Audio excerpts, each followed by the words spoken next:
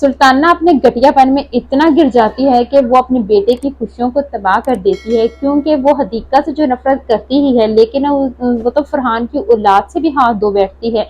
उधर जब वासिक अपने भाई से बुरी तरह झगड़ा करता है और तो लेकिन फरहान को लगता है कि वो माँ के साथ हम सब के घर वालों से बेइज्जती कर रहा है, जिस पर अब वासिक और फरहान दोनों उलझ पड़ते हैं। और वासिक उसे कहता है कि तुम खुद को समझते क्या हो, जिस पर फरहान भी उसे कहता है कि ये बात तो तुम्हें समझनी चाहिए, तुम्हारी अकल ठिकाने लगानी चाहिए कि तुम जिस तरह की हरकतें करते फिर रहे हो।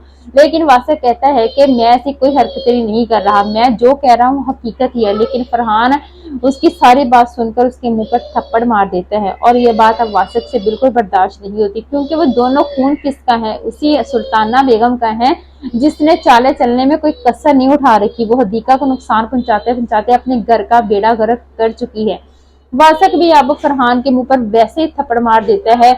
अब जब सुल्ताना देखती है कि उसके दोनों बेटे झगड़ी जा रहे हैं, तो इस मौके का खूब फायदा उठाती है और हदीका के पेट में जोर से मुक्का मारती है, और हदीका तो बेचारी वहीं गिर जाती है। और उसका जो नुकसान होना ही था, दोनों बुरी खबरें अब उसको एक साथ मिलती हैं। एक तो बेचारी की प्रेगनेंसी भी ज़ाया हो जाती है, दूसरी तरफ उसकी माँ भी इस दुनिया से रुखसत हो जाती है, क्योंकि हदीका के गम ने उसे बिस्तर से उठने ही नहीं दिया। लेकिन वो वसीयत करके जाती है कि उन लोगों से हदीका को बचा लिया जाए। अब हदीका को जब उसकी माँ की भी खबर मिलती है, तो बेचारी तो ना अपनी माँ का आखिरी बार मुंह देख सकती है, और ना ही ससुराल वालों से जुल्म सितक का कोई बदला ले सकती है। वो फरहान को सारी हकीकत बताने की कोशिश करती है कि वो किस तरह गिरी थी, लेकिन फरहान उल्टा इल्जाम उसी पर लगा देता है कि तुमने जरा भी ध्यान नहीं रखा अपना।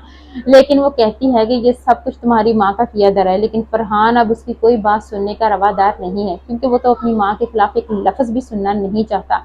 लेकिन अब सुल्ताना बेगम के भी अंजाम का वक्त आ गया है। जबकि वासक और उसकी बीवी उसको खूब तिगनी का नाच नचाएंगे, तो उसे अच्छे से पता चलेगा कि उसके साथ क्या हो रहा है और उसने हदीका के साथ क्या किया। उधर उसकी बेटी हानिया भी इतना दुखी होगी कि उसे अब अपनी सारी चालाकियों का अंदाजा होगा कि उसने हदीका के साथ कितना बुरा किया।